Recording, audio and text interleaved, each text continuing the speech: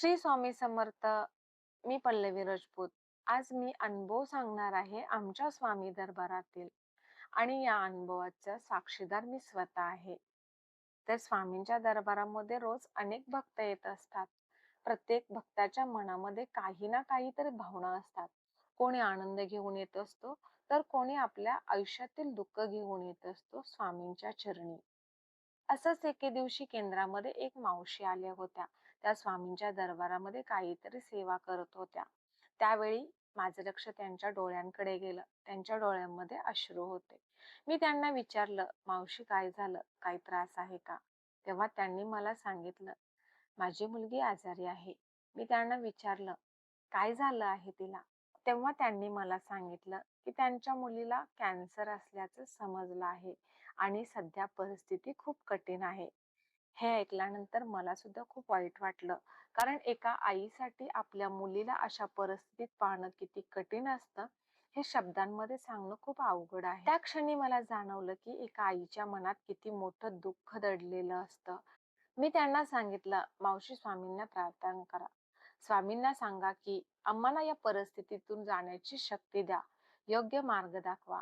त्यानंतर मावशींनी स्वामींच्या चरणी सेवा करण्याची इच्छा व्यक्त केली. त्यांनी सांगितलं, की त्यांना 11 रुपये दक्षिणा ठेवायची आहे. पण त्यांच्याकडे त्यावेळेस पैसे नव्हते.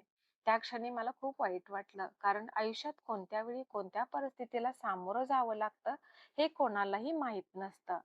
मी माझ्या परीने त्यांना मदत केली आणि त्यांना सांगितलं, मावशी हे स्वामींच्या चरणी अर्पण करा आणि हे पैसे मला परत आणून देऊ नका.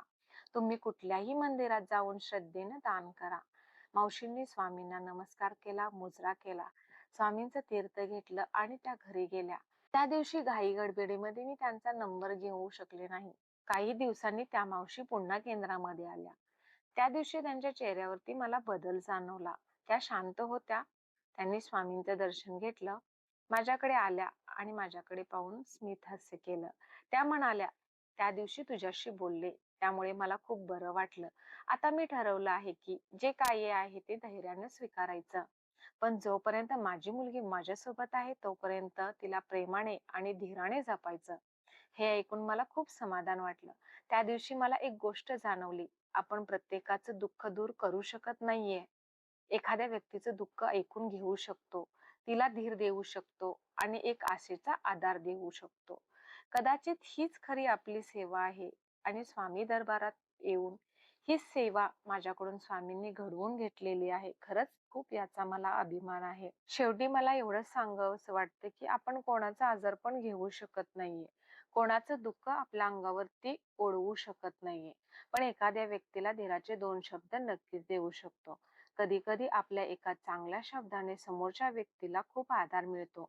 त्या व्यक्तीला असं वाटतं, की कठीण काळात आपल्यासोबत कोणीतरी आहे. आपल्याला कोणासाठी मोठी मदत करता आली नाही तर काही हरकत नाहीये. पण कोणाचं मन दुखवू नका. चांगला विचार द्या. योग्य मार्ग दाखवण्याचा प्रयत्न करा. कारण एखाद्या कठीण काळात त्याला धीर देणं, त्याच्या दुःखात त्याच्यासोबत उभं राहणं, प्रेमाचे 2 शब्द बोलणं हीच खरी मानव सेवा आहे. आणि मला असं वाटतं हीच सेवा स्वामी आपल्याकडून करून घेत असतात. हीच खरी सेवा स्वामींना आवडत असते. श्री स्वामी समर्थ. जय जय स्वामी समर्थ.